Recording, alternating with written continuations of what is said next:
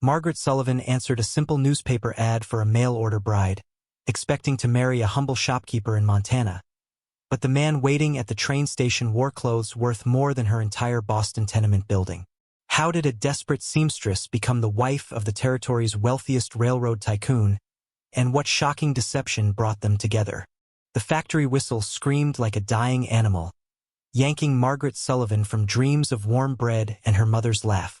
Her eyes snapped open to frost patterns on the boarding house window, delicate ice flowers that would melt by noon, unlike the permanent chill in her bones. She pushed aside the thin blanket, her breath visible in the morning air, and reached under her mattress for the newspaper clipping that had become more precious than gold. "Mail order bride wanted," she whispered, reading the familiar words again.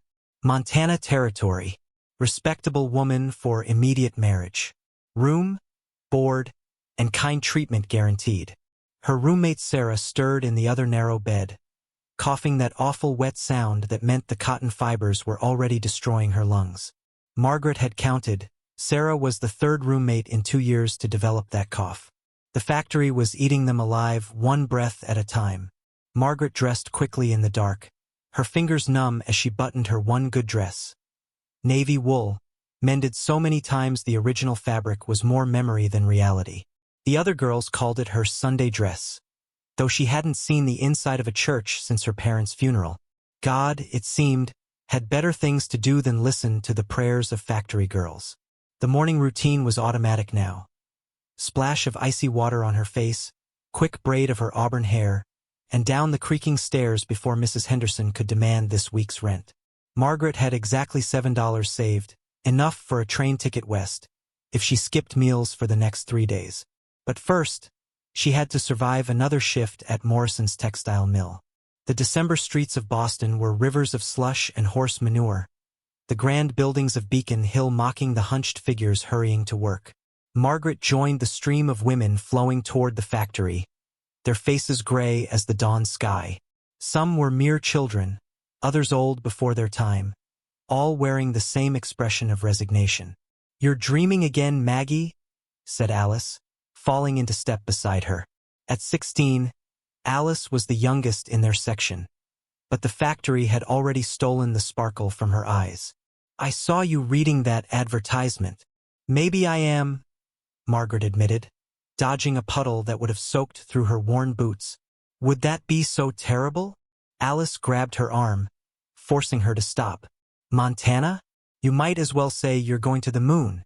At least here you know what to expect." "That's exactly why I need to leave." Margaret pulled free, continuing toward the looming brick building that blocked out the rising sun. "I know what to expect. Another year, maybe 2, before I'm coughing like Sarah. Before my fingers are too twisted to hold a needle." The factory gates swallowed them with a clang that echoed like a prison door.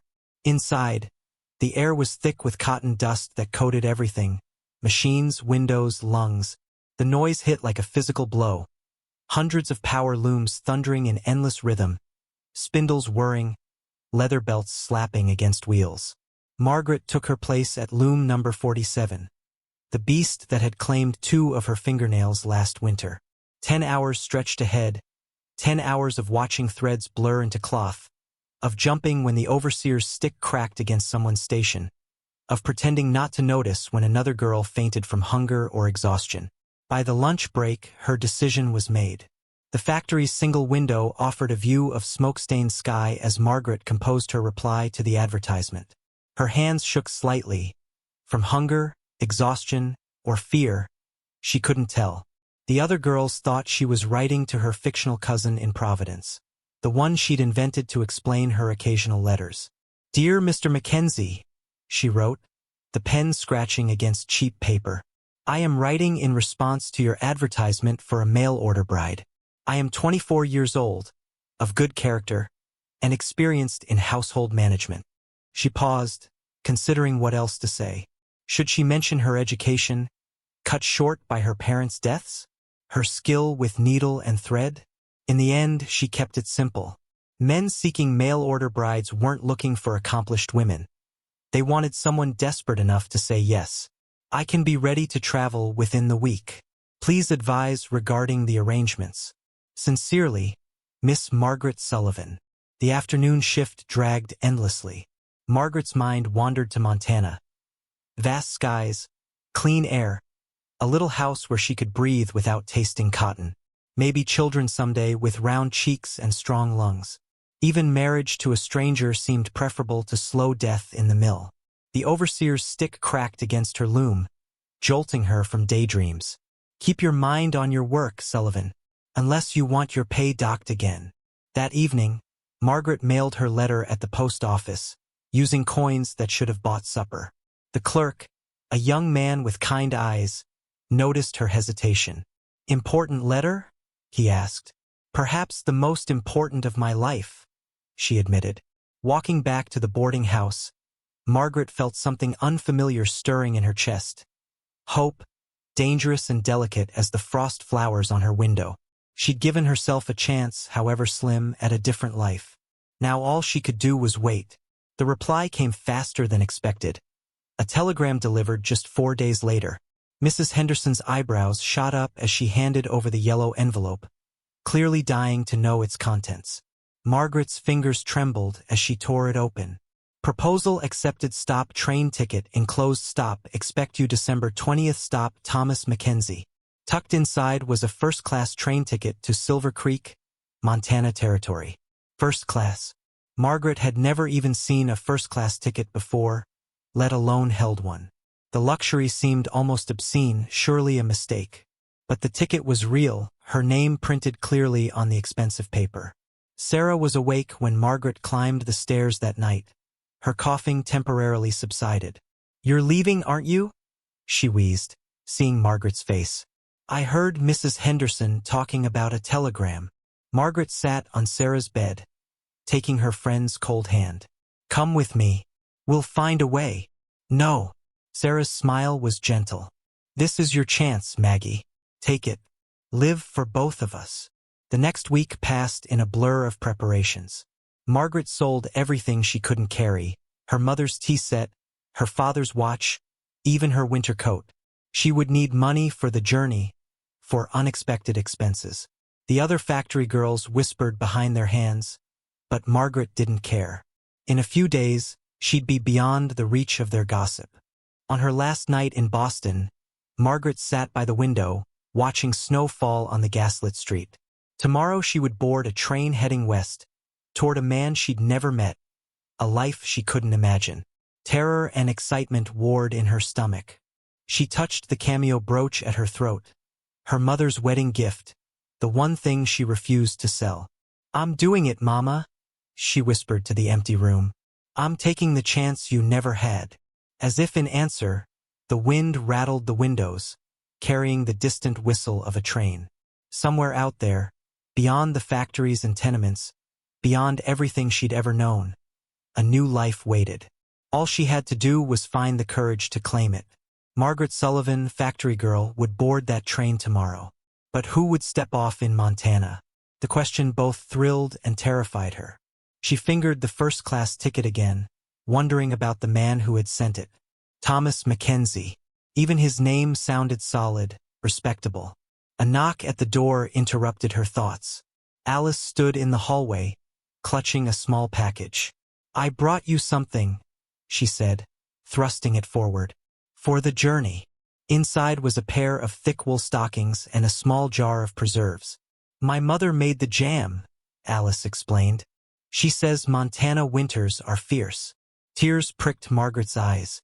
These girls, who had so little, were giving her pieces of themselves to carry west. She hugged Alice tight, memorizing the moment. That night, Margaret dreamed of endless skies and mountains that touched the clouds. In her dream, a faceless man waited at a train station, holding a sign with her name. But when she tried to approach him, the platform stretched longer and longer, keeping them forever apart. She woke with a start, heart pounding.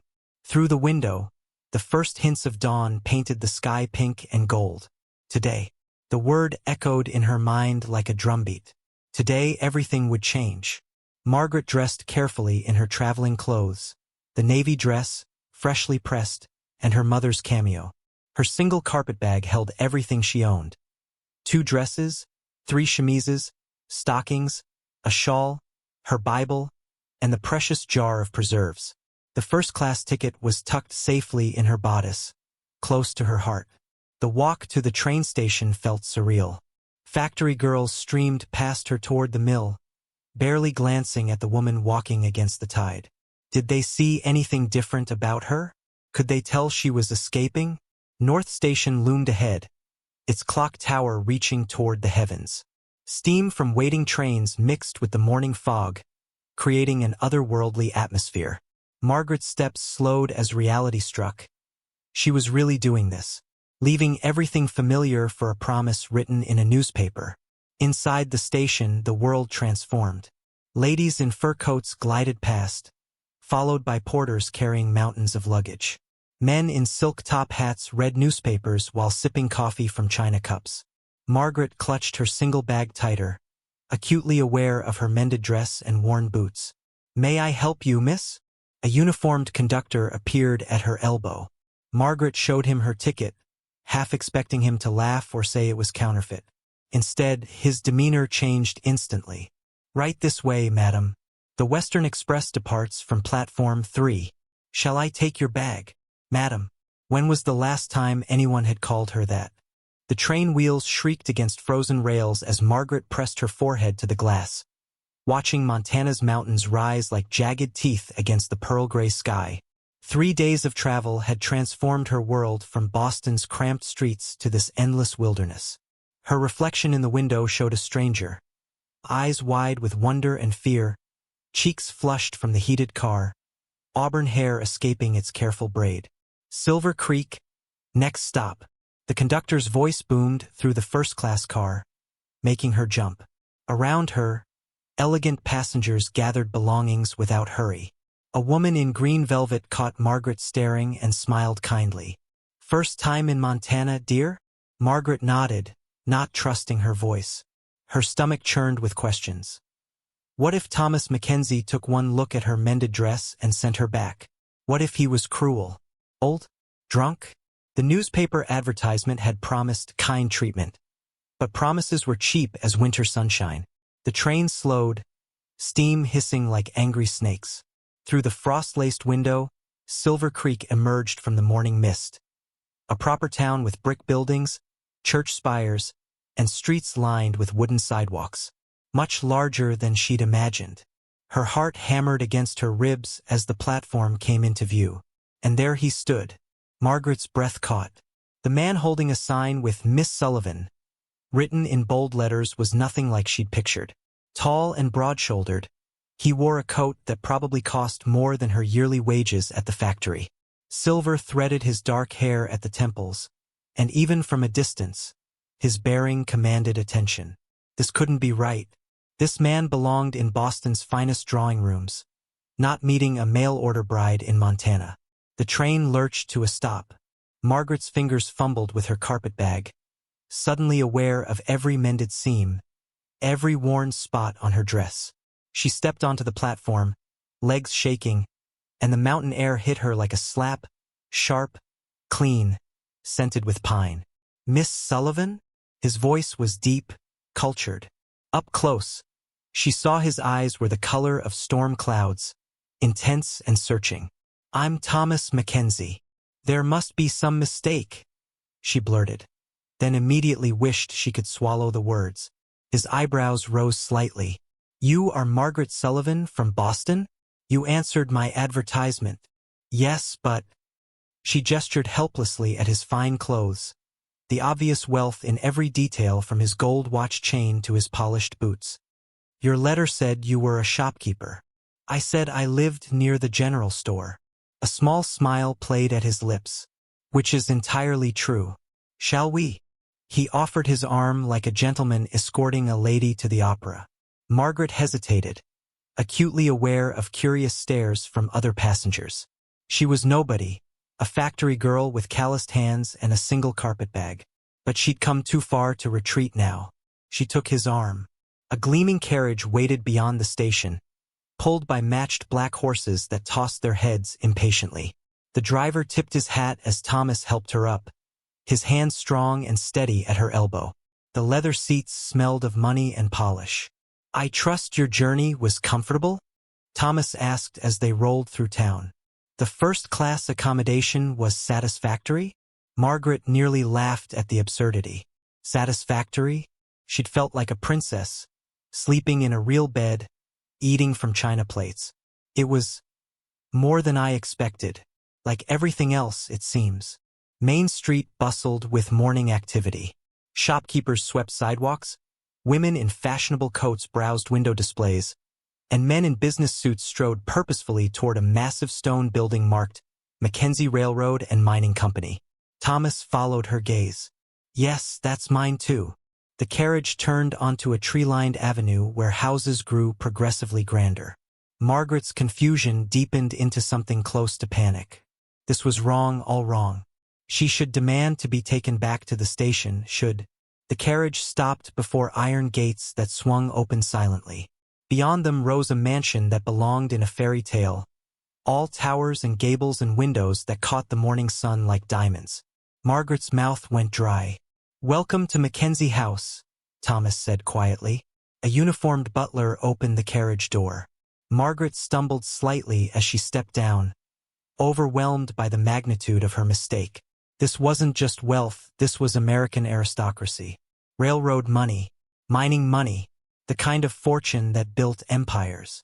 You're not a shopkeeper, she whispered, anger replacing shock. You're not anything like what you claimed in your letters. Thomas dismissed the butler with a nod and turned to face her fully. No, I'm not, and I apologize for the deception. But perhaps we should continue this conversation inside. The entrance hall soared 3 stories high, dominated by a crystal chandelier that scattered rainbow light across marble floors. A sweeping staircase curved upward, and oil paintings in gilt frames lined the walls. Margaret had cleaned houses like this in Boston, through the servants' entrance. Mrs. Winters will show you to your room, Thomas said, gesturing to a stern-faced woman in black bombazine. We'll speak at dinner. I imagine you'd like to rest after your journey. Margaret found her voice. I'd like to speak now, Mr. Mackenzie, about why you felt it necessary to trick a desperate woman into traveling across the country under false pretenses. Something flickered in his eyes. Surprise? Respect? Very well. My study, then. The study was all dark wood and leather-bound books, a fire crackling in an enormous hearth. Thomas poured himself a brandy and offered her sherry, which she declined with a sharp shake of her head. I placed that advertisement, he began, because I wanted to find a wife who would see me, not my bank account. Someone who wouldn't be dazzled by. He gestured vaguely at the opulent room. All of this. So you lied. Margaret's fear had crystallized into fury. You took advantage of women with no options. Women desperate enough to marry a stranger, just to play some game? It wasn't a game. His voice hardened. I've been engaged 3 times, Miss Sullivan. Each time to a woman who saw dollar signs instead of a person. Each time ended when they revealed their true nature.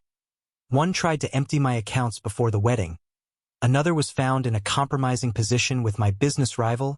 And the third, he stopped, pain crossing his features. The third attempted to have me declared mentally unfit so she could control my assets. Margaret sank into a leather chair, her anger deflating slightly. But surely there are honest women of your own class. Are there? He laughed bitterly. In my world, marriage is a business merger. Love, companionship, genuine connection. These are fairy tales for the poor. He moved to the window, staring out at the manicured grounds. I wanted something real. Someone who would marry Thomas Mackenzie, not the Copper King of Montana. The title hung in the air between them. Copper King. She'd read about such men in the newspapers, industrial titans who controlled entire territories. And she'd agreed to marry one, thinking he sold dry goods and penny candy. What happens now? She asked quietly. You've seen that I'm exactly what I claimed. A factory girl with nothing to offer someone like you. Thomas turned from the window, studying her with those storm-gray eyes. What I see is a woman brave enough to cross a continent for a chance at a better life. Honest enough to be angry at deception. strong enough to speak her mind to a man who could buy and sell her hometown. He paused. Stay through Christmas. That's all I ask. If you still wish to leave, I'll provide a generous settlement and passage anywhere you choose. And if I stay, then we proceed as planned. A wedding, but only if you're willing. No tricks, no deception. You'll know exactly who you're marrying. Margaret touched her mother's cameo, thinking of the factory, of Sarah's cough, of endless days that ground women into dust. Here was luxury beyond imagining. But at what price? Marriage to a stranger who'd already proven himself capable of elaborate deception? Through Christmas, she agreed finally. But I sleep in a locked room, and you keep your distance. Of course. He inclined his head formally. Mrs. Winters will see to your comfort. Dinner is at 7. We dress for the evening meal. Dress for dinner? Margaret almost laughed. She owned exactly 2 dresses, and he'd already seen the better one. Her room turned out to be a suite larger than her entire Boston boarding house. A canopied bed dominated one wall, while tall windows overlooked gardens dusted with snow. The bathroom, her own private bathroom, featured a massive clawfoot tub and gilt fixtures. Mrs. Winters bustled about, directing maids who unpacked Margaret's pitiful carpet bag.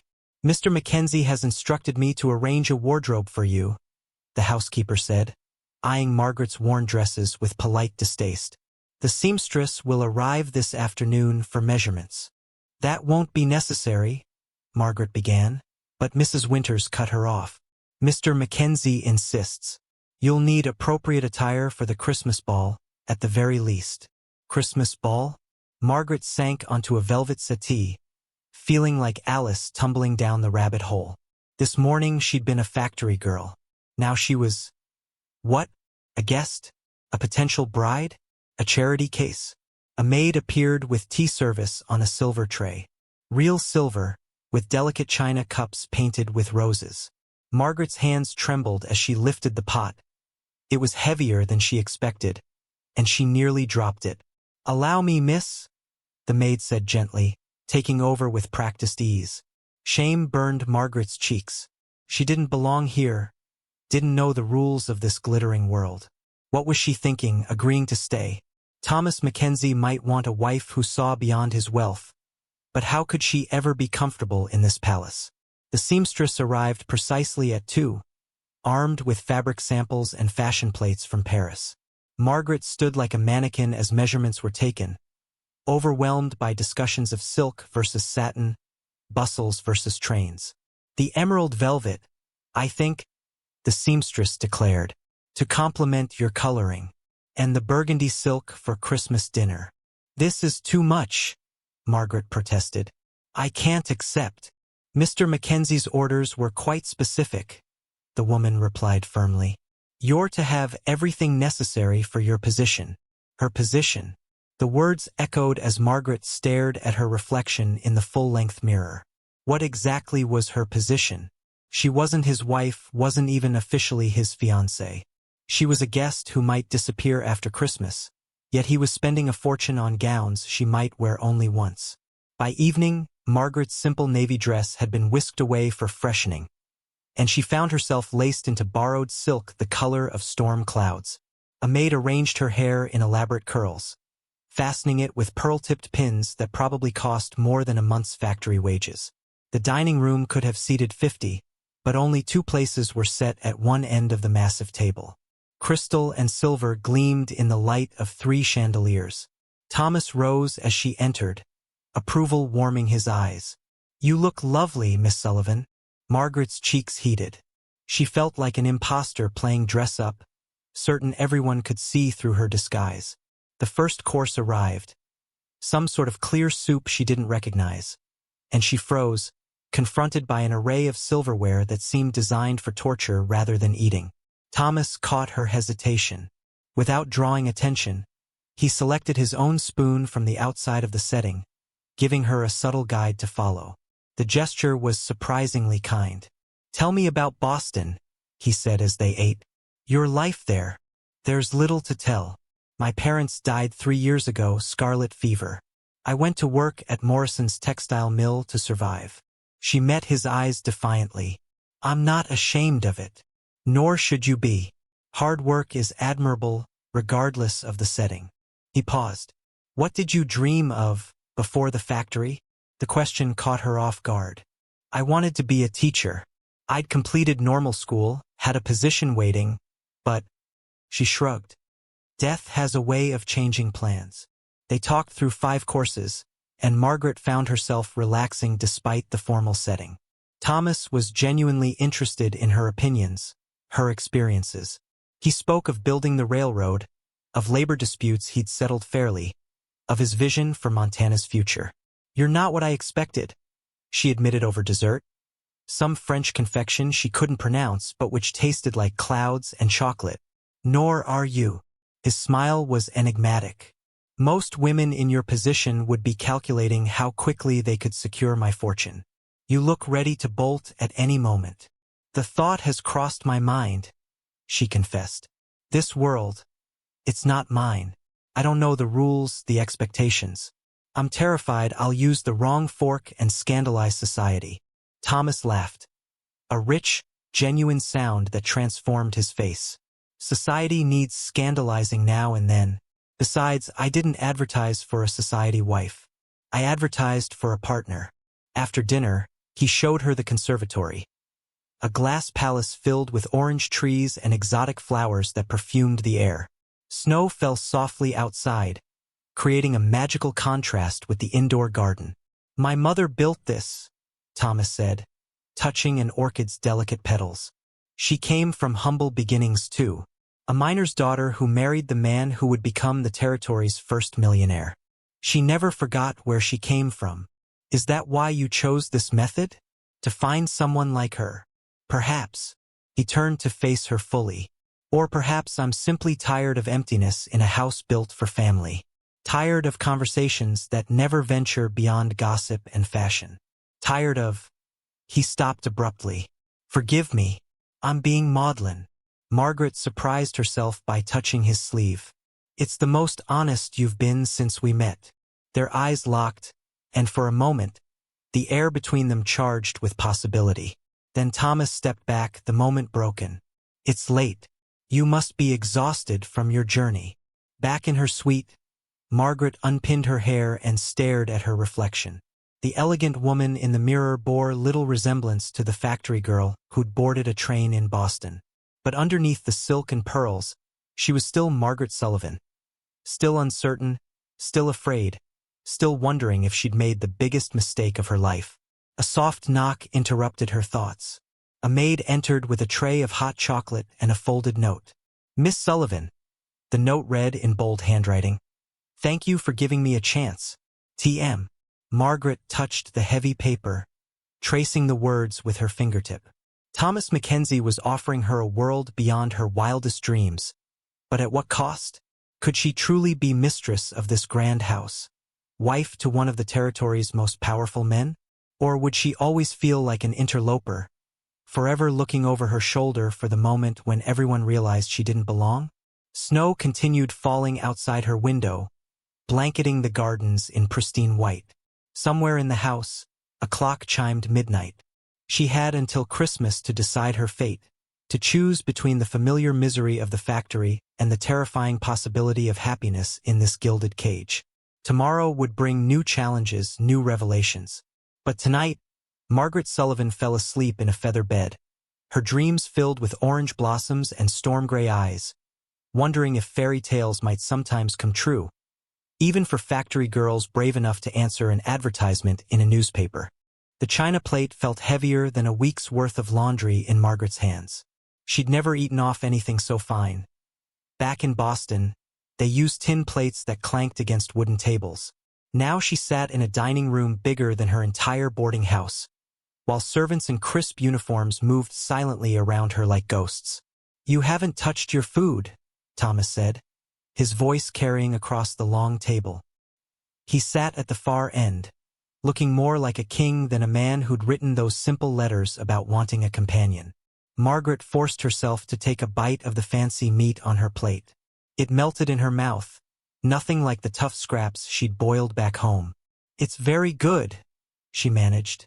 though her stomach churned with questions. Thomas set down his fork with a soft clink that seemed to echo. You want to know why I lied? It wasn't a question. Margaret met his eyes, surprised by the sadness she saw there. This wasn't the look of a man who enjoyed tricking people. I own half this town, Thomas continued, gesturing to the windows where gas lamps lit the snowy streets. The railroad brings everything in and out. The mines produce more silver than anywhere else in Montana. And yet, he paused, running a hand through his graying hair. I couldn't find a single person who wanted to know me, not my money. Margaret remembered counting pennies for bread, walking past shop windows full of things she could never afford. So you pretended to be poor? Not poor, just ordinary. Thomas stood and walked to the fireplace, where flames danced behind an iron grate. 3 women agreed to marry me before. The first one emptied my safe and ran off with my accountant. The second tried to poison me for the inheritance. Margaret's fork clattered to her plate. Poison. A bitter smile crossed his face. The cook caught her putting something in my coffee. The third. He shook his head. She was honest about it, at least. Said she'd rather die than wake up next to my face every morning. But my money made it bearable. Outside, wind rattled the windows, and Margaret pulled her shawl tighter. She thought of the letter she'd answered, the careful handwriting that spoke of simple dreams. Why me? There must have been others who answered your advertisement. Thomas returned to his chair, but this time he sat closer to her. You were the only one who asked about the town, not the house. You wanted to know if there was a library, not how many servants I kept. His eyes softened. You signed your letter hoping to build a life, not find a fortune. Margaret felt heat rise to her cheeks. She had written those words, sitting by candlelight in her cold room, dreaming of something more than survival. I meant them. I know. Thomas reached across the table, his hand stopping just short of hers. That's why I chose you. A log shifted in the fireplace, sending sparks up the chimney. Margaret stared at his hand, rough and scarred, not the soft hands she'd expected from a rich man. Those aren't the hands of someone who sits behind a desk all day. Thomas turned his palm up, revealing calluses and old burns. I started in the mines when I was 14, worked my way up loading coal, laying track, fixing engines. He flexed his fingers. Money can buy a lot of things, but it can't erase the past. Margaret thought of her own hands, pricked by countless needles, roughened by lye soap. And now I have more money than I could spend in 10 lifetimes. His voice dropped. And no one to share it with who sees anything but dollar signs when they look at me. A servant appeared to clear their plates, but Thomas waved him away. The man disappeared as silently as he'd come, leaving them alone with the crackling fire and the weight of truth between them. You could have told me, Margaret said softly. In your letters. Would you have come? Thomas asked. If you knew the Copper King of Montana was waiting at the station instead of a simple shopkeeper? Margaret considered this. Would she have boarded that train, knowing the truth? The thought of such wealth would have terrified her more than the journey itself. Probably not, she admitted. Then I'm glad I didn't tell you. Thomas stood again, moving to a cabinet near the wall. He returned with a wooden box, simple and worn. This was my mother's. Inside lay a plain gold ring, nothing like the elaborate jewels Margaret had imagined rich women wore. She was a washerwoman, Thomas explained. Died when I was 16. This ring and her Bible were all she left me. Margaret touched the ring gently. It was warm, as if it still held the heat of its last wearer. Why are you showing me this? Because I want you to understand. Thomas closed the box. I didn't bring you here to be a decoration or a trophy. I brought you here because your letters showed me someone who values the same things my mother did. Hard work, honesty, kindness. The grandfather clock in the hall began to chime, marking 9 o'clock. Margaret realized she'd been in this house for hours but had seen only a fraction of it. What happens now? Thomas moved to the window, looking out at the snow-covered town. Stay until Christmas. 3 weeks. Get to know the real me, not the Copper King everyone else sees. He turned back to her. If you still want to leave after that, I'll buy you a ticket to anywhere you want to go. First class.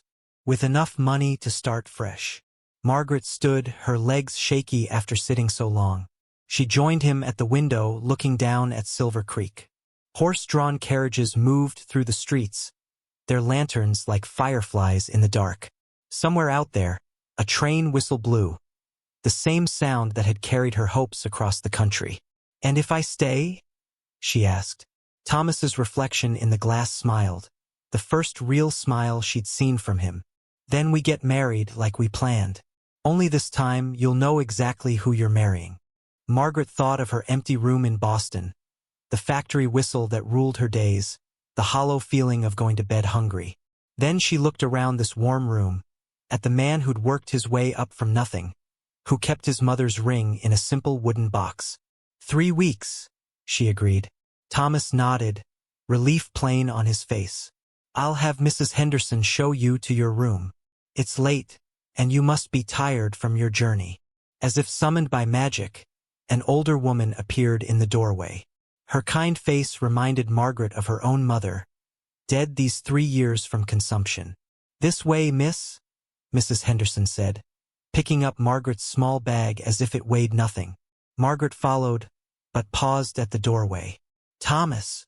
He turned, and in that moment, she saw not the wealthy mine owner or the railroad baron, but the boy who'd lost his mother, who'd built an empire but couldn't buy what he truly wanted.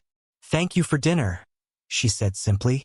The smile he gave her warmed her more than the fireplace had. "Breakfast is at 7. I'll show you the town afterward, if you'd like." Margaret nodded and followed Mrs. Henderson up a staircase wide enough for 3 people to walk side by side. Paintings of landscapes lined the walls, and carpet soft as clouds cushioned her steps. Everything spoke of wealth beyond her imagination. Yet all she could think about was that simple gold ring and the calluses on Thomas's hands. The bedroom Mrs. Henderson led her to was bigger than her entire Boston apartment. A fire already crackled in the hearth, and the bed looked like it could sleep a family of 5. "If you need anything, just ring this bell," Mrs. Henderson said, pointing to a silk cord by the bed. "Kitchen's always got something warm, even at midnight." After the housekeeper left, Margaret sat on the edge of the bed, still wearing her coat. She pulled out the letter that had brought her here, worn from reading, creased from traveling. The careful handwriting hadn't changed, but now she saw what she'd missed before. The paper was too fine, the ink too good for a simple shopkeeper. She'd been so desperate to leave Boston, so eager to believe in a fresh start, that she'd ignored the signs. Or maybe she'd seen only what she wanted to see.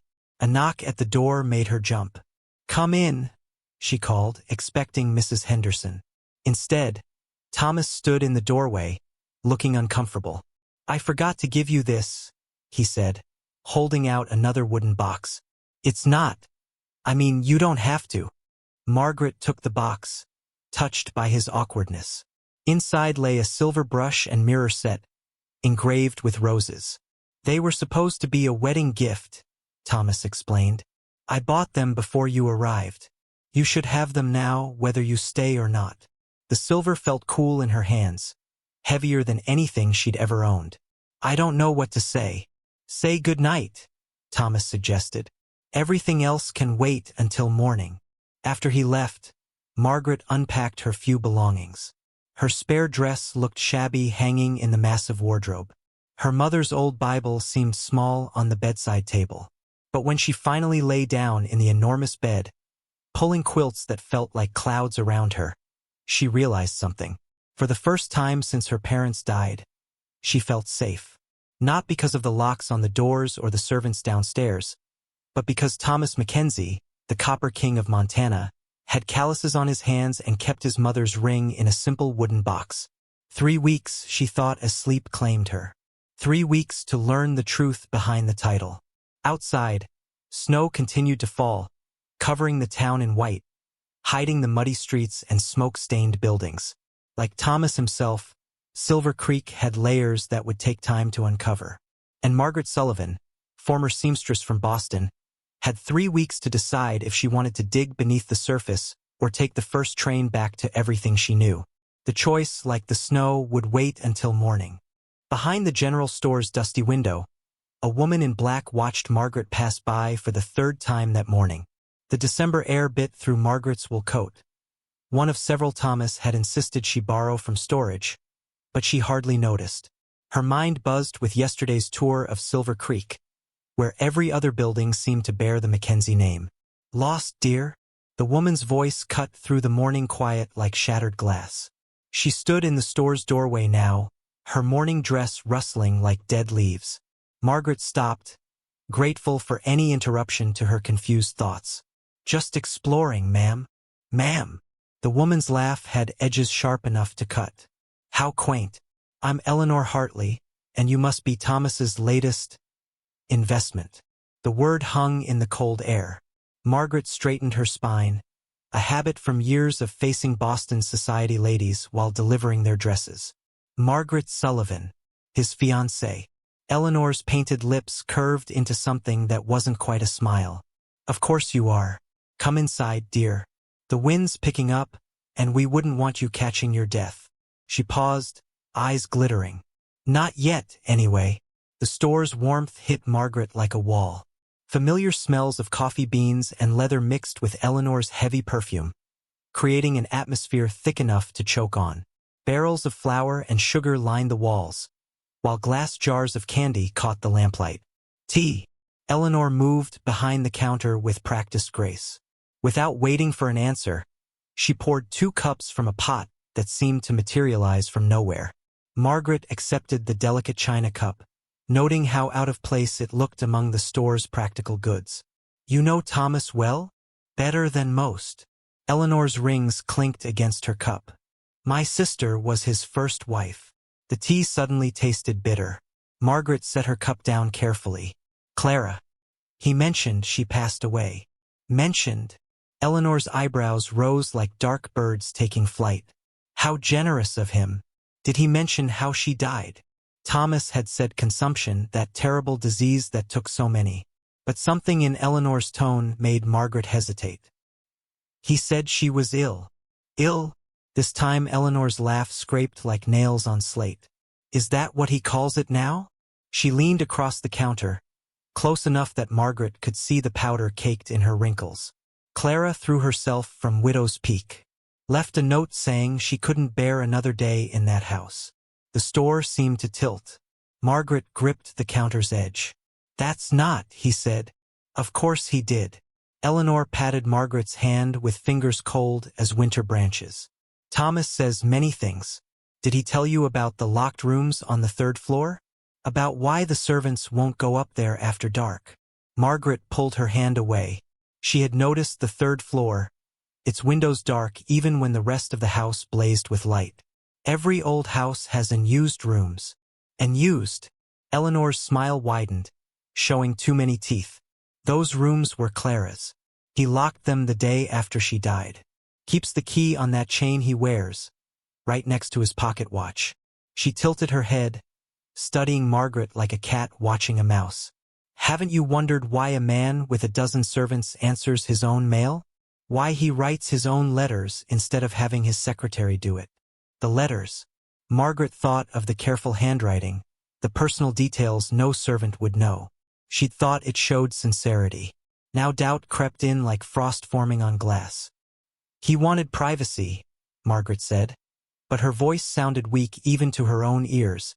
"Privacy to trap another desperate soul." Eleanor moved around the counter, her skirts whispering secrets. "You're what, the 4th? 5th? They come from back east, full of hope, then disappear like smoke." Disappear? Margaret's throat felt dry despite the tea.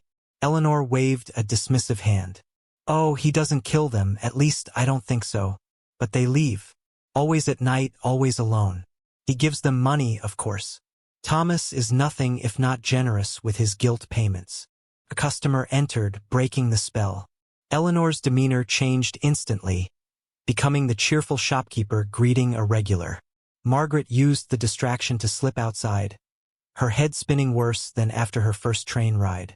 The street looked different now. The Mackenzie Bank seemed to loom larger, its windows like empty eyes. The railroad office appeared more prison than business, its telegraph wires stretching like spider webs across the sky. "Miss Sullivan," a boy's voice called out. Jimmy, the freckled son of Thomas's foreman, waved from across the street. "Mr. Mackenzie sent me to find you. Says lunch is ready." Margaret forced a smile. "Thank you, Jimmy. I'll be right there." The boy scampered off, leaving Margaret alone with her doubts. She walked slowly toward the mansion, each step feeling heavier than the last.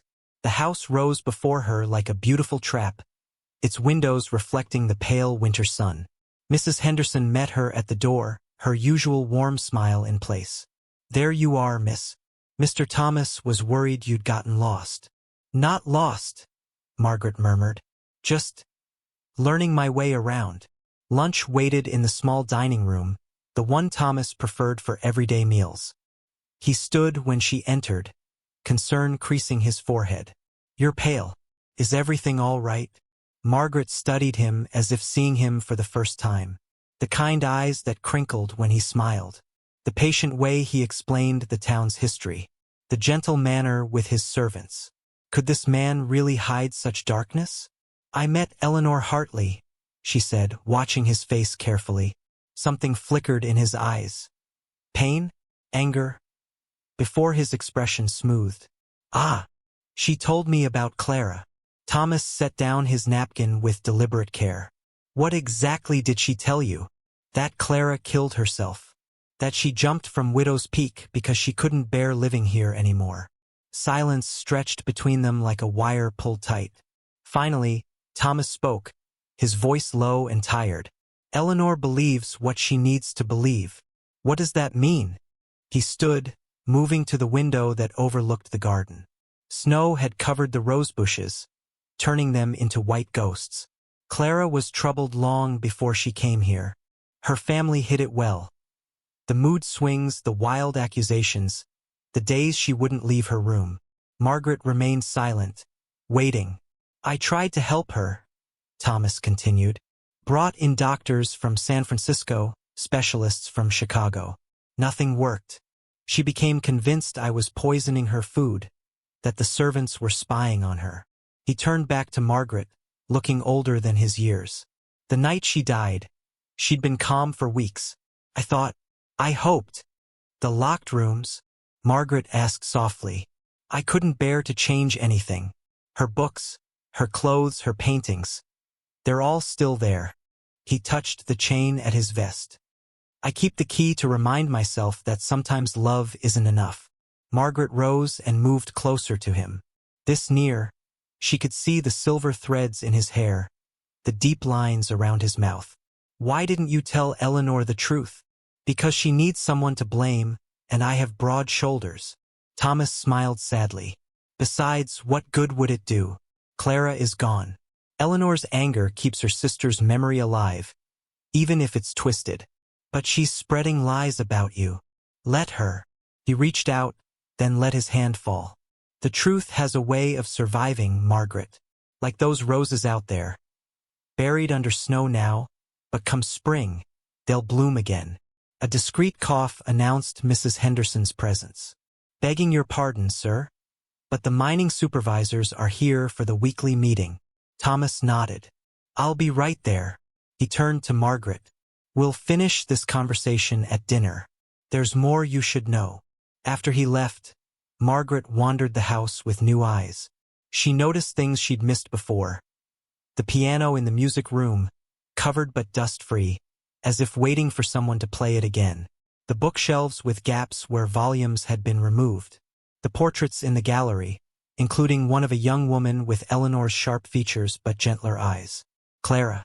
In the library, Margaret found what she hadn't realized she was looking for. A newspaper from 3 years ago. The headline read, "Tragedy at Widow's Peak." But it was the subheading that caught her eye. "Mrs. Mackenzie's death ruled accidental." "Accidental? You won't find the truth in there," Mrs. Henderson said from the doorway. She carried a tea tray, her sturdy shoes silent on the thick carpet. "Newspaper folk write what sells papers, not what happened." Margaret folded the paper carefully. What did happen? The housekeeper set down the tray and poured 2 cups with practiced movements. I was here that night. Heard the whole thing. She settled into a chair, looking older than her years. Miss Clara had been doing better, talking about spring planting, ordering new dresses from San Francisco. Then she got a letter. From who? Her sister. Mrs. Henderson's mouth tightened. Full of poison, it was, telling Clara that Mr. Thomas was planning to have her committed, that he'd found someone younger, prettier. She shook her head. All lies, but Miss Clara couldn't see that. So she ran out into the storm. Mr. Thomas went after her, but the rain made the paths slick. By the time he reached Widow's Peak, the housekeeper dabbed her eyes with her apron. He blamed himself. Still does. Margaret sipped her tea, tasting truth bitter as medicine. Why would Eleanor do that to her own sister? Money, Mrs. Henderson said simply. Miss Eleanor had debts, gambling mostly. She'd been asking Miss Clara for money, and Mr. Thomas had put his foot down. No more handouts, he said. The housekeeper's voice dropped. Some folks can't stand seeing others happy when they're miserable themselves. That evening, dinner felt different. Margaret watched Thomas across the table, seeing not the Copper King or the mysterious millionaire, but a man who'd lost someone he tried to save. When he offered to show her Clara's rooms, she accepted. The 3rd floor smelled of lavender and dust. Thomas unlocked the door with the key from his chain, his hands steady but his eyes distant. Inside, twilight painted everything in shades of blue. The canopied bed, the writing desk, the easel by the window. She loved to paint, Thomas said, touching a canvas showing Silver Creek in spring. Not very well, but with enthusiasm. Margaret moved through the room like a ghost herself, careful not to disturb anything. On the desk lay a half-finished letter, the ink long dry. She didn't read it. Some privacies should remain intact. Eleanor said others came before me, she said quietly. Other women who left in the night. Thomas actually laughed, though it held no humor. There were 2 others after Clara. The first lasted a week before deciding Montana was too rough for her tastes. The second, he shrugged. She preferred my bank account to my company. I gave her what she wanted and sent her on her way. And me? Margaret faced him in the fading light. What do you see when you look at me? Someone who asks about libraries before ballrooms, he said softly. Someone who notices servants' names and thanks them. Someone who might see the man behind the money. Margaret thought of Eleanor's cold fingers, her calculated cruelty. Then she looked at Thomas's hands, scarred from work, gentle with grief. The choice, she realized, wasn't about wealth or poverty, truth or lies. It was about which story she chose to believe, the one whispered by bitterness or the one written in sacrifice. Show me more, she said, taking his arm. Show me the real Silver Creek. Not the buildings you own or the mines you run, but the town you helped build. As they descended the stairs, leaving Clara's rooms to their memories, Margaret felt something shift inside her. Eleanor had tried to plant seeds of doubt, but sometimes the richest soil grows from the darkest places. And sometimes, she was learning, the most valuable treasures aren't locked in vaults but in rooms we're brave enough to open. Tomorrow, she would write Eleanor a letter of her own. But tonight, she would listen to Thomas's stories of Silver Creek. The real stories, built from sweat and dreams rather than suspicion and spite. The truth, as Thomas had said, had a way of surviving. Like roses under snow waiting for spring. A floorboard creaked like a gunshot in the silent house. Margaret froze, her heart pounding so loud she feared it would wake the servants 3 floors down. Why was she sneaking around like a thief in the middle of the night? Because Eleanor's words about Clara's death had planted seeds of doubt that grew into thorny vines around her thoughts. Thunder boomed outside, making her jump. The storm had rolled in just after dinner, bringing winds that howled like lost souls. Perfect weather for uncovering dark secrets, she thought grimly. The grandfather clock in the hall struck 2 as she reached Thomas's study door. It stood slightly open, unusual for a man who locked everything. The room smelled of leather, brandy, and something else. Secrets, perhaps. Thomas's glass sat on the desk, amber liquid still swirling as if he'd just set it down. But where was he?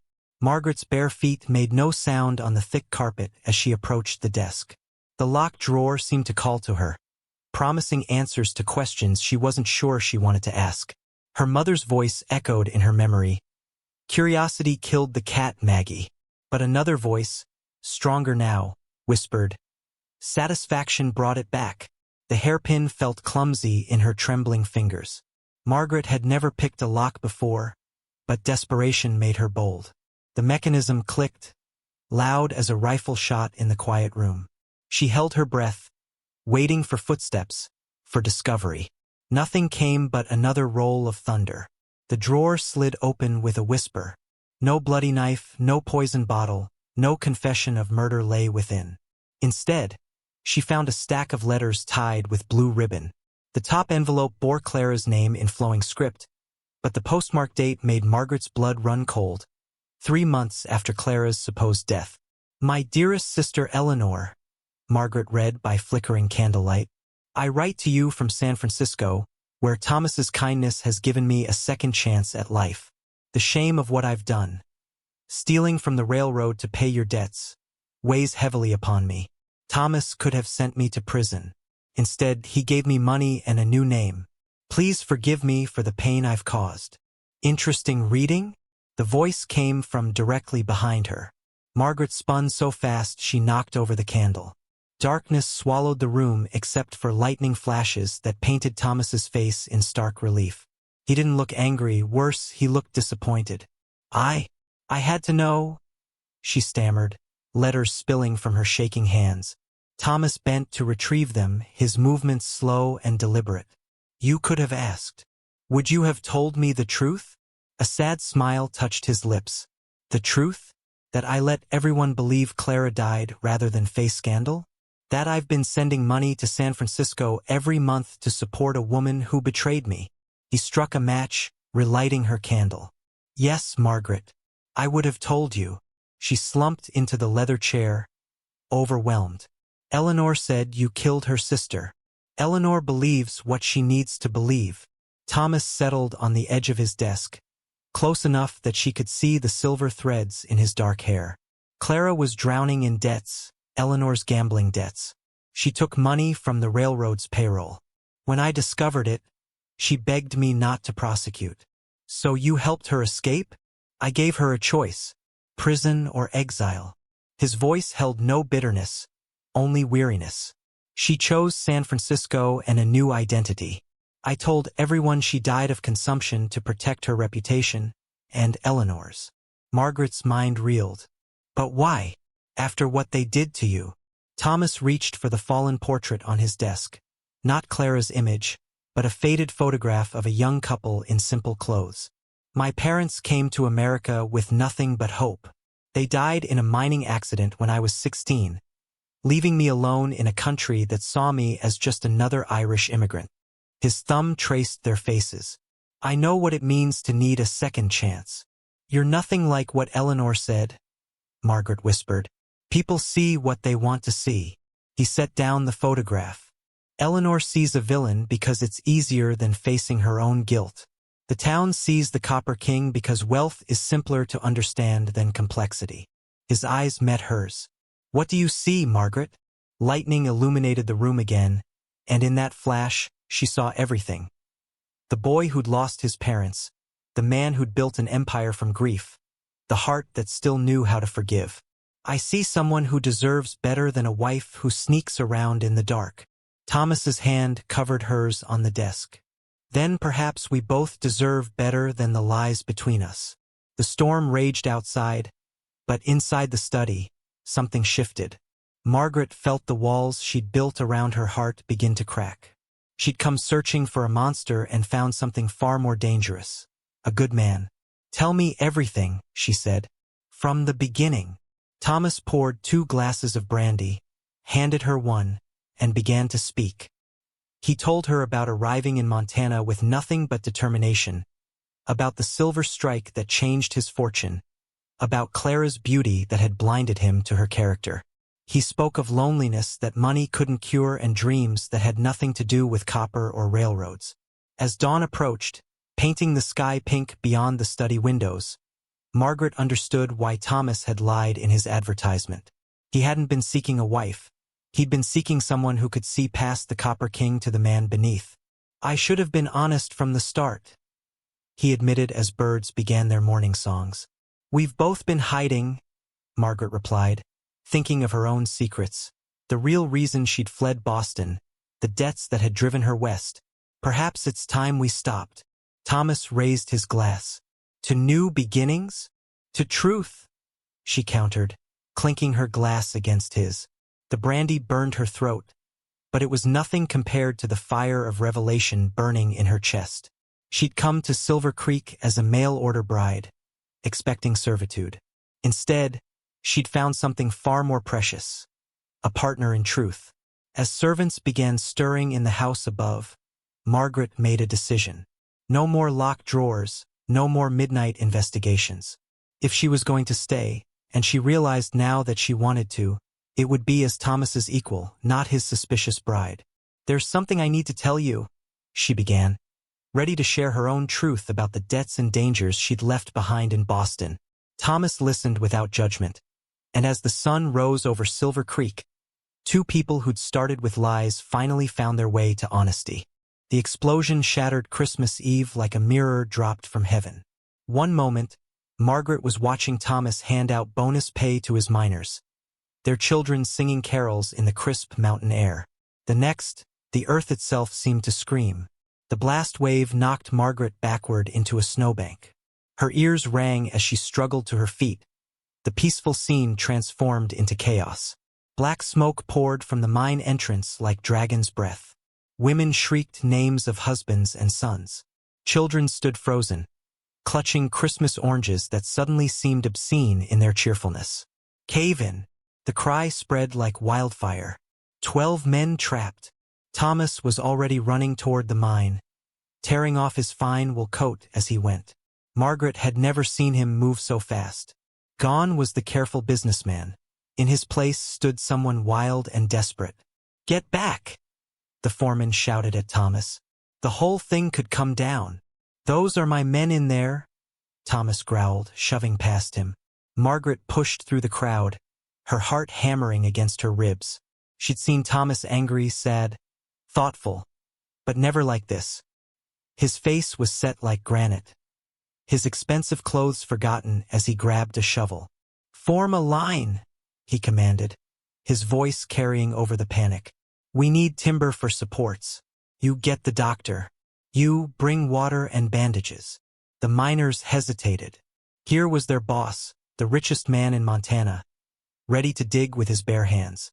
Then Big Jim Sullivan, no relation to Margaret, stepped forward. "You heard Mr. Mackenzie. Move." What followed was the longest afternoon of Margaret's life. She found herself organizing the women, setting up a makeshift medical station, keeping children occupied and away from danger. All the while, her eyes kept returning to the mine entrance where Thomas worked alongside his men, their class differences erased by shared desperation. "The support beam's failing," someone screamed around sunset. Margaret's blood turned to ice as she saw Thomas disappear into the smoking tunnel. The crowd fell silent, even the children sensing something terrible was about to happen. Minutes crawled by like hours. The mountain groaned, showering rocks from above. Then movement at the entrance. First came 2 miners, supporting a third between them. Then another pair. But where was Thomas? Just as Margaret's hope began to fade, a figure emerged from the darkness. Thomas, his face black with soot, carried young Billy Harper on his back. The 8-year-old had snuck into the mine to surprise his father with a Christmas present, a wooden whistle he'd carved himself. The crowd erupted in cheers as the last trapped miners stumbled into daylight. Wives fell upon husbands. Mothers clutched sons.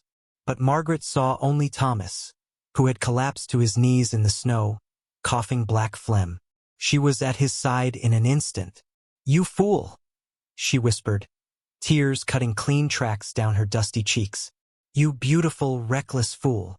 His laugh turned into another coughing fit. Had to save them. You could have died. They're my responsibility. His eyes met hers, red-rimmed but fierce. Their families trust me. In that moment, Margaret understood something profound. She'd been wrong about Thomas. They'd all been wrong. He wasn't the Copper King ruling from on high. He was one of them, had always been one of them, just wearing finer clothes. Dr. Morrison pushed through the crowd. Let me see those hands, Thomas. Even in the failing light, Margaret could see the damage. Thomas's palms were shredded from clawing at rock, his knuckles split and bleeding. These weren't the soft hands of a gentleman, but the scarred hands of someone who'd never forgotten what real work felt like. Inside, Margaret ordered, supporting Thomas as he swayed. Now, the mansion felt different that night. Word of Thomas's heroism spread faster than wildfire. Miners' wives appeared at the back door with soup and bread. Children left small gifts on the porch, a pretty stone, a hand-drawn picture, that carved whistle from Billy Harper.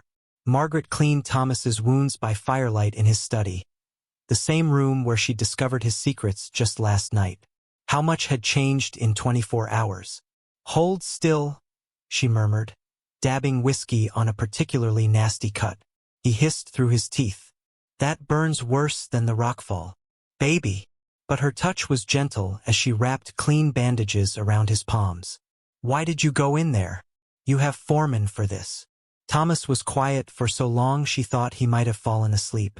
Then, when I was 16, my parents died in a mine collapse. No one went in after them. The owners said it was too dangerous, not worth risking more lives for immigrant workers. Margaret's hands stilled. I found their bodies 3 days later, when the dust settled. His voice was steady, but she saw the tremor in his jaw. I swore then that if I ever owned a mine, no family would go through that. No wife would wonder if her husband suffered. No child would grow up with that question mark hanging over their head. She resumed her work, blinking back tears. I was going to leave after Christmas, she admitted. I know. How? I saw you counting your money yesterday, checking train schedules. He caught her hand, careful of his bandages. I wouldn't have stopped you. And now I can't imagine leaving. The words surprised her even as she spoke them. When I saw you go into that mine, I realized something. What's that? I've been as guilty as Eleanor, as Clara, as all the others. I saw your money first, your power.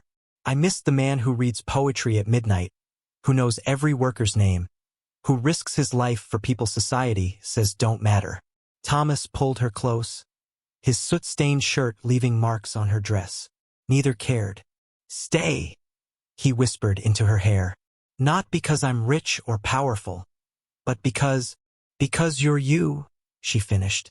The real you, the one I was too blind to see. The grandfather clock struck midnight, ushering in Christmas Day. Outside, snow began falling, each flake catching moonlight like tiny stars. The miners' children started singing again, their voices carrying on the cold air. Margaret looked at Thomas's bandaged hands, at the gray in his hair, at the lines worry and weather had carved into his face. She saw not the Copper King of Montana, but Thomas Mackenzie, immigrant son, self-made man, protector of those who had no one else.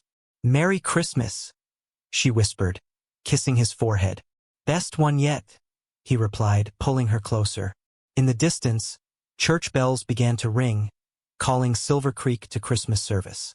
But Margaret and Thomas stayed by the fire, two people who'd found something more precious than silver or gold. They'd found truth, trust, and the beginnings of real love.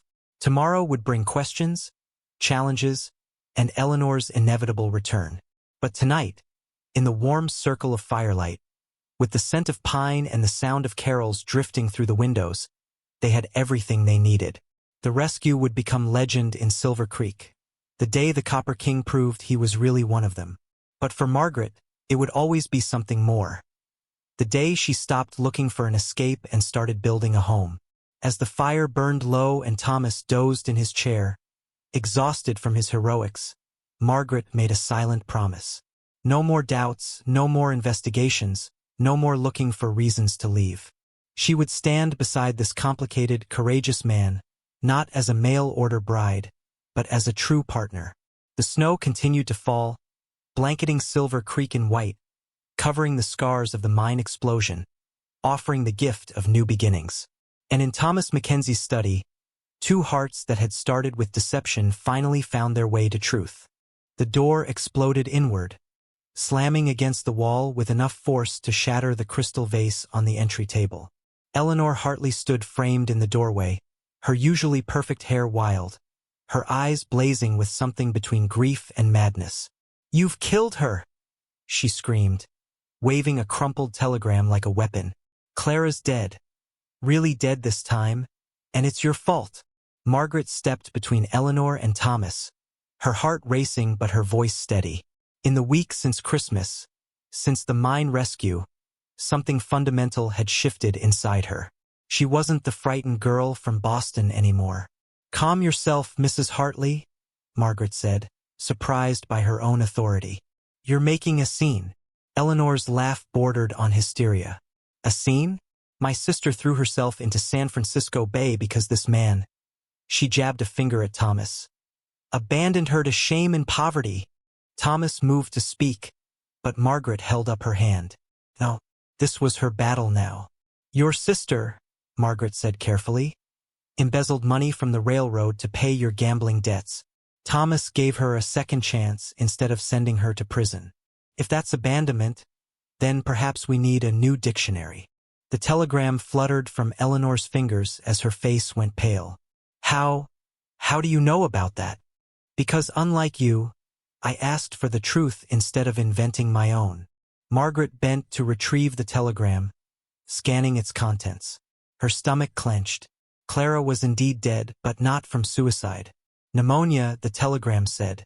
A common killer in the damp San Francisco winter. "She died of pneumonia, Eleanor," Margaret said softly. "Not despair." Eleanor swayed, grasping the doorframe for support. But I told everyone Thomas drove her to suicide. I've been saying it for months." "Yes," Thomas spoke for the first time, his voice gentle despite everything. "You needed someone to blame. I understand." "You understand?" Eleanor's voice cracked. "After everything I've done, all the lies I've spread about you?" Margaret watched Thomas cross the room, watched him take Eleanor's trembling hands in his still bandaged ones. "Grief makes us do terrible things," he said. "I know that better than most." The scene that followed would stay with Margaret forever. Eleanor collapsed, months of lies and anger dissolving into raw grief. Thomas guided her to a chair, called for tea, treated her with the same compassion he'd shown Clara. "Why?" Eleanor whispered when she could speak again. "Why be kind to me now?"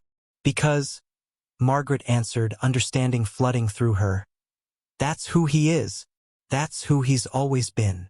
Later, after Eleanor had gone, humbled but not broken, Margaret found Thomas in his study, staring into the fire. "You let her destroy your reputation," she said, settling beside him.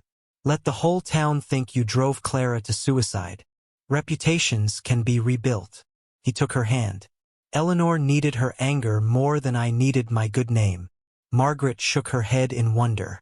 "When I first came here, I thought being rich meant having power over others. But your wealth isn't in your bank, Thomas. It's in your heart." Speaking of hearts, he reached into his pocket, producing 2 rings. One was an enormous diamond that caught the firelight like captured stars. The other was a simple gold band, worn smooth with age. "This," he said, holding up the diamond, "is what the Copper King would give his bride. But this," he lifted the gold band, "belonged to my grandmother. She wore it for 50 years, through famine in Ireland, through the voyage to America, through everything that came after." Margaret's throat tightened. "It's beautiful." "Margaret Sullivan, I'm asking you to marry me. Not as the mail-order bride I deceived, not as someone seeking escape, but as my partner, my equal, my love." She touched the simple gold band. "No more lies. No more lies. Although," he hesitated, "there is one more thing I haven't told you." Margaret's heart stuttered. "What?" "I hate pickled herring. Absolutely despise it. But you seemed so proud of your mother's recipe last week. I ate 3 pieces. Her laughter echoed through the study. Thomas Mackenzie, are you telling me the great Copper King was defeated by a fish? By a woman's smile, he corrected, slipping the gold band onto her finger. Will you marry me, Margaret? Will you help me build something better than copper mines and railroads? Yes, she whispered. Yes to all of it. The kiss that followed tasted of promises and new beginnings. Outside, Silver Creek prepared for New Year's celebrations, unaware that in the Mackenzie mansion, 2 hearts were already celebrating their own renewal. But their moment was interrupted by pounding at the door. Thomas frowned. Now what?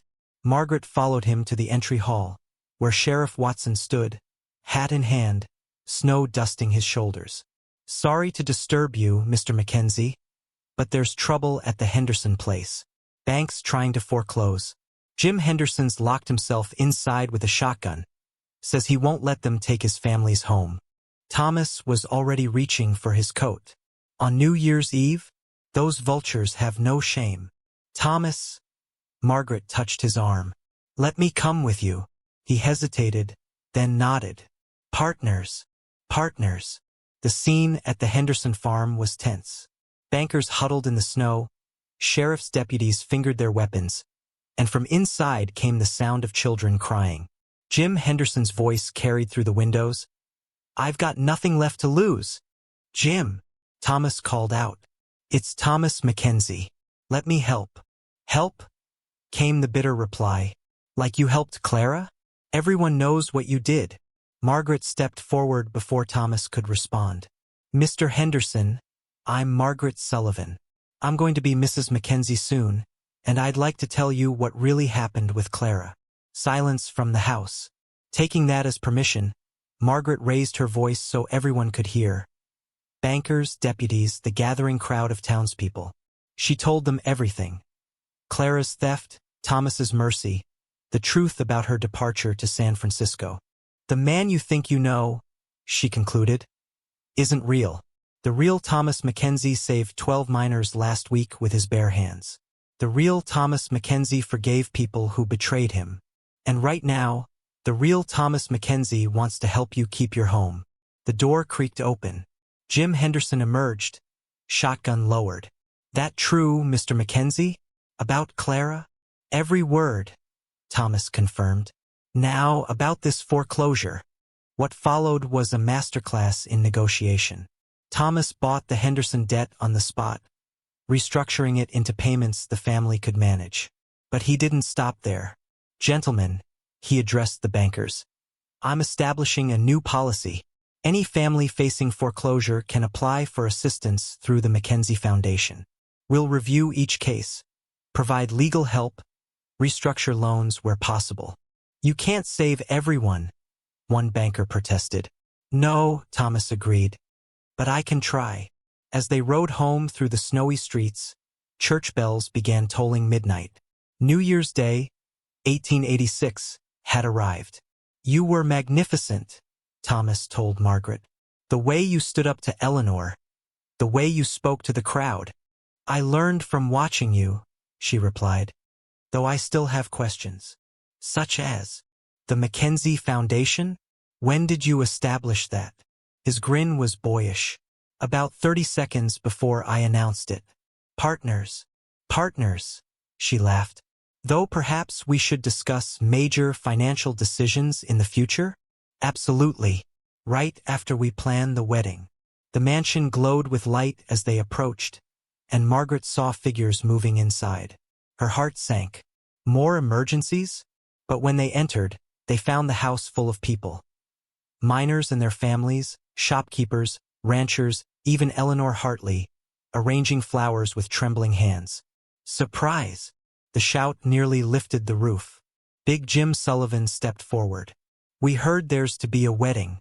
Figured we'd start the celebration early. But how did you know?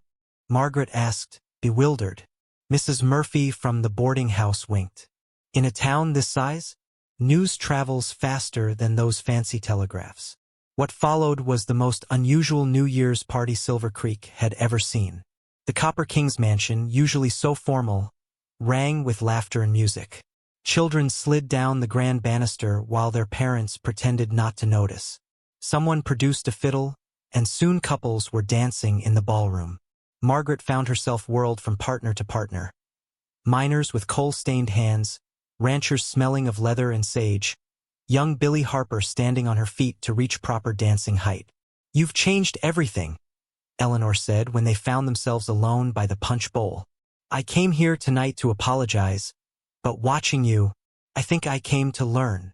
"Learn what?" "How to see people as they really are, not as my prejudices paint them." Eleanor's smile was fragile but genuine. Could you teach me?" Before Margaret could respond, Thomas appeared, slightly disheveled from dancing with miners' wives. "Eleanor, I have a proposition. The Mackenzie Foundation will need someone to oversee its operations. Someone who understands desperation, who's made mistakes and learned from them." Eleanor's eyes widened. "You're offering me a job? After everything?" "I'm offering you a purpose," Thomas corrected.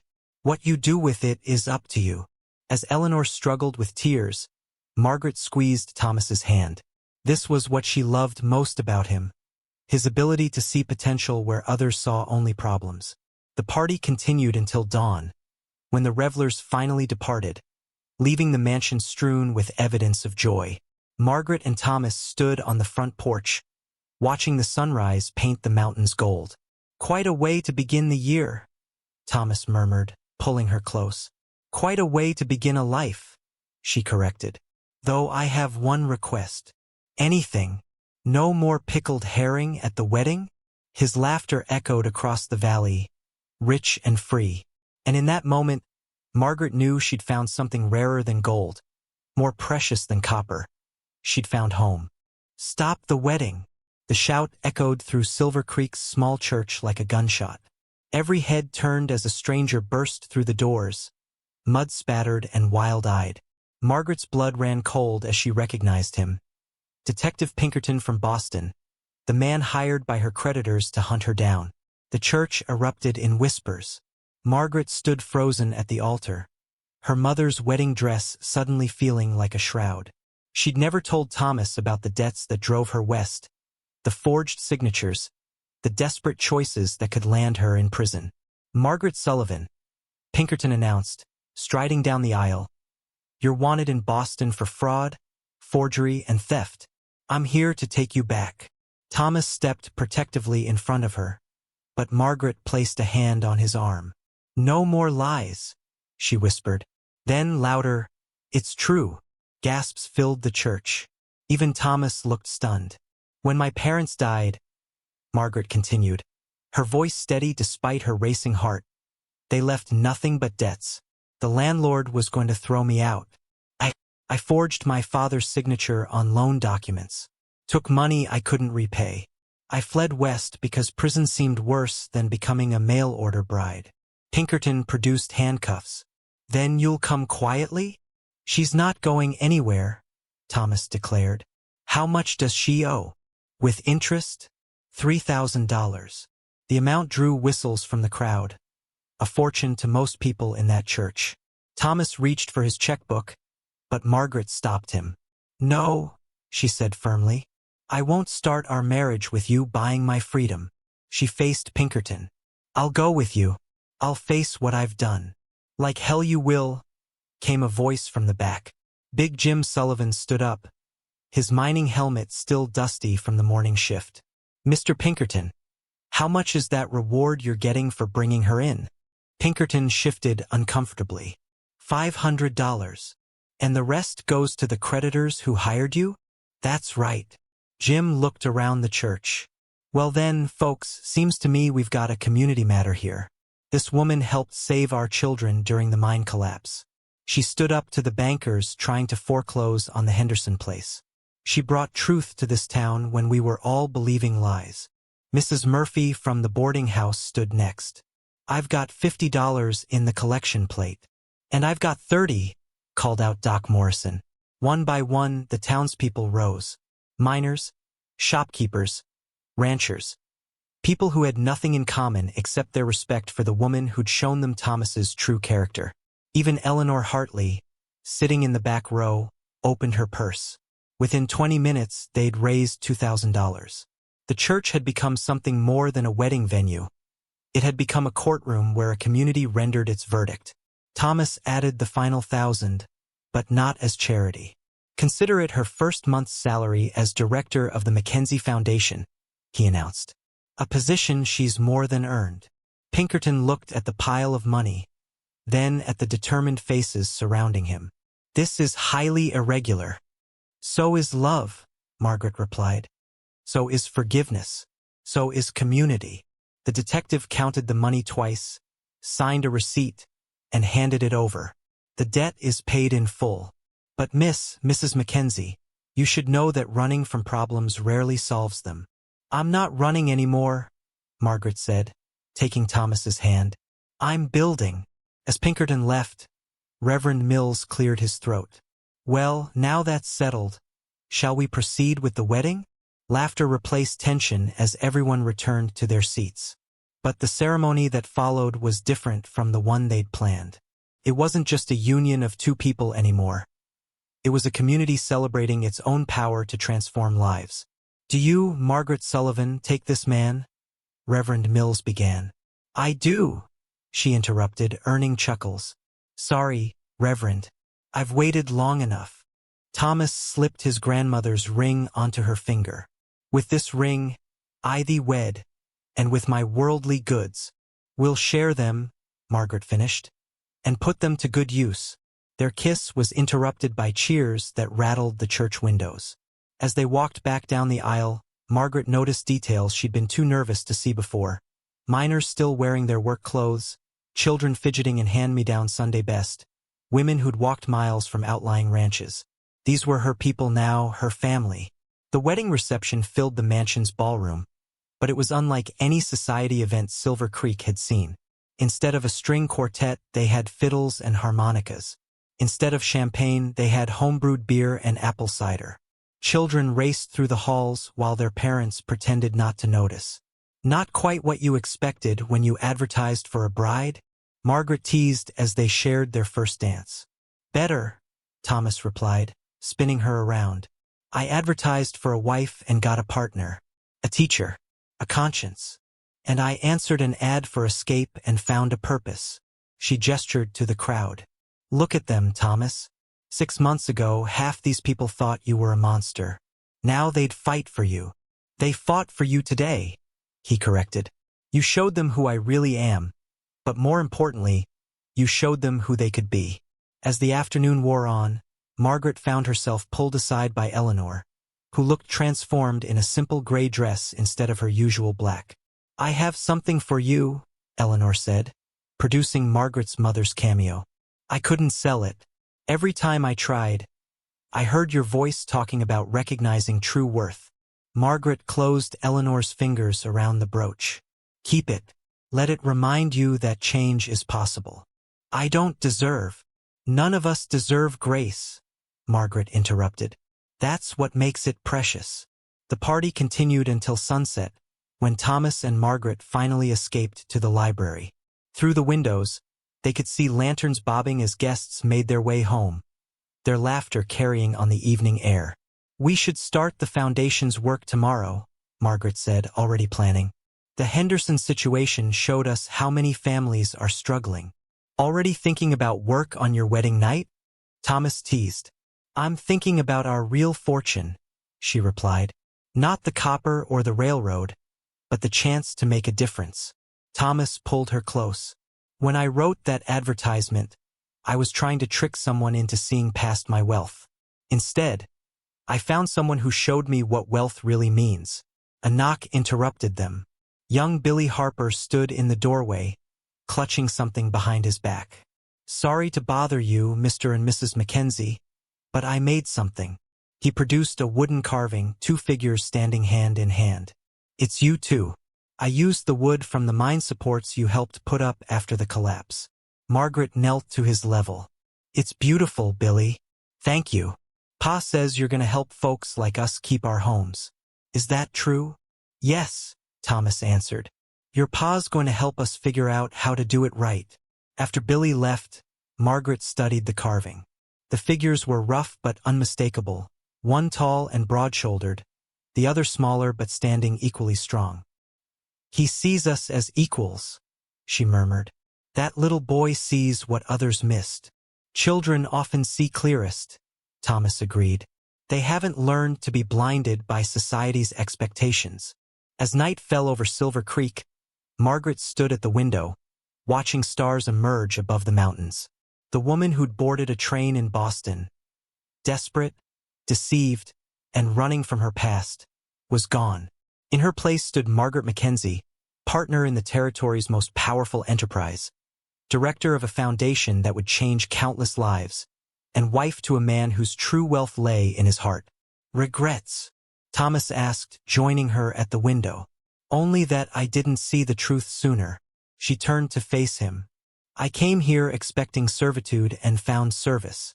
Expected deception and found depth.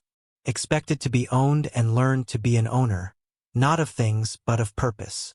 The railroad whistle sounded in the distance, the same whistle that had announced her arrival months ago. But now it didn't sound like escape or endings. It sounded like connection, possibility, and beginnings. Shall we? Thomas gestured toward the stairs. One moment. Margaret moved to his desk, where the original advertisement lay preserved under glass. Taking up a pen, she wrote across the bottom, "Position filled beyond all expectations." As they climbed the stairs together, Margaret reflected on the journey that had brought her here. She'd answered an ad seeking a transaction and discovered a transformation. The mail-order bride had become a full partner, the desperate woman had become a community leader, and the Copper King had revealed his heart of gold. Tomorrow would bring new challenges. Managing the foundation, navigating society's expectations, building a marriage based on truth rather than pretense. But tonight, as moonlight silvered the mountains and Silver Creek settled into sleep, Margaret Sullivan Mackenzie knew she'd found her true fortune. Not in copper or silver, but in the courage to see beyond appearances to the genuine gold within. In the quiet of their room, as Thomas extinguished the lamp, Margaret touched the simple gold band on her finger and smiled. Sometimes the greatest wealth comes disguised as desperate choices. Sometimes running away leads you exactly where you need to be. And sometimes, a lie in a newspaper advertisement becomes the truest story ever told.